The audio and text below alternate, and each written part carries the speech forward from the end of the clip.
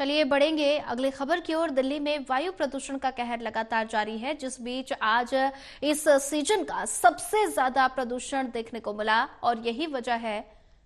साथ ही बता दें कि प्रदूषण का स्तर लगातार बढ़ रहा है और ऐसे में बढ़ेंगे अगली खबर की ओर। नोएडा की आबो हवा में हुआ कुछ सुधार और ऐसे में नोएडा, ग्रेटर नोएडा के AQI कम हुआ है और ऐसे में 2 डिग्री तक कम होने की वजह से सुधार हुआ।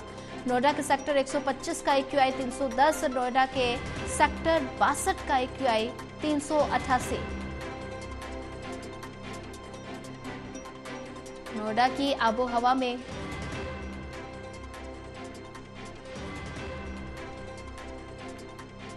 आबोहवा में कुछ सुधार हुआ है और ऐसे में नोएडा, ग्रेटर नोएडा के AQI कम हुआ है। 2 डिग्री तक कम होने की वजह से ये सुधार हुआ है। नोएडा के 125 का AQI 310 और ऐसे में नोएडा के सेक्टर 62 का AQI 388।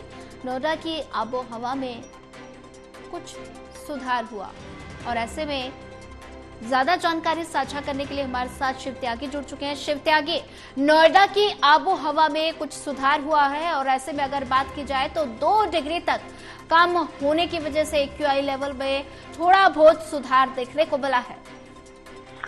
देखिए, पिछले 24 घंटे में 2 डिग्री तक तापमान कम हुआ है। रात का तापमान 12 डिग्री हो चुका है और दिन में जो मैक्सिमम टेम्परेचर है वो 24 डिग्री तक पहुंच चुका है। तो रात के समय तापमान में गिरावट होने की वजह से जो AQI है, जो आबो हवा नोएडा की है, उसमें थोड़ा सा सुधार देखने को मिला है। ऐसे में अगर पिछले 24 घंटे की अगर बात करें तो नोएडा में या ग्रेटर नोएडा के तमाम वो इलाके जहाँ पे जो AQI था वो 400 से ज्यादा था और तक सभी जगहों पे 350 से 450 के बीच में AQI बना हुआ था। लेकिन अब देखने को मिल रहा है कि कई जगहों पे जो AQI है वो 200-250 के आसपास पहुंचा हुआ है या 300 के आसपास है, जो कि पहले से के मुकाबले कुछ सुधार यहाँ पे देखने को मिला है। लेकिन हालांकि अभी भी गंभीर श्रेणी में प्रदूषण का स्तर बना हुआ है।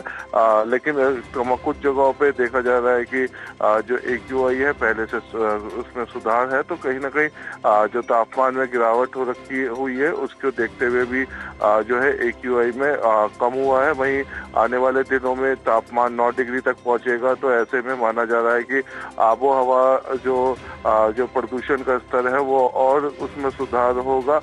वहीं 9 डिग्री तक जब तापमान पहुंचेगा अगले हफ्ते तक, उसके बाद ये माना जा रहा है कि AQI सामान्य स्थिति में आ सकता है। जी तो दिल्ली NCR में लगातार प्रदूषण का स्तर बढ़ता जा रहा है और कहीं ना कहीं अब जैसे कि नोएडा में 2 डिग्री कम AQI दर्ज किया गया है तो थोड़ी राहत की बात तो है। लेकिन अगर ऐसे में बात की जाए ग्रैफ 4 का कितना असर दिल्ली NCR की सड़कों पर देखने को मिल रहा है?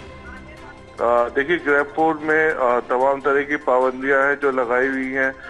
BS3, BS4 गाड़ियां हैं जो कि नहीं चलाने दी जा रही हैं। ऐसे में उन पर 20,000 रुपये का जुर्माना भी है। तमाम कंस्ट्रक्शन साइट्स हैं जो कि बंद कर रखी हैं। और वही उद्योग से जुड़े हुए जो व्यापारी हैं उनको भी इस समय नुकसान देखने को मिल रहा है, क्योंकि PNG या CNG से चलने वाले जो जनरेटर है वो उनकी सुविधाएं अभी उपलब्ध नहीं हो पा रही है, ना ही उनको मुहैया हो पा रही है। तो ऐसे में डीजल से उनको जनरेटर चलाने पड़ रहे हैं और इस पे पॉल्यूशन विभाग ने प्रतिबंध लगा रखा है। तो कहीं ना कहीं उद्योग जो है उनको बंद करने के लिए यहाँ पे नौबत आ गई है।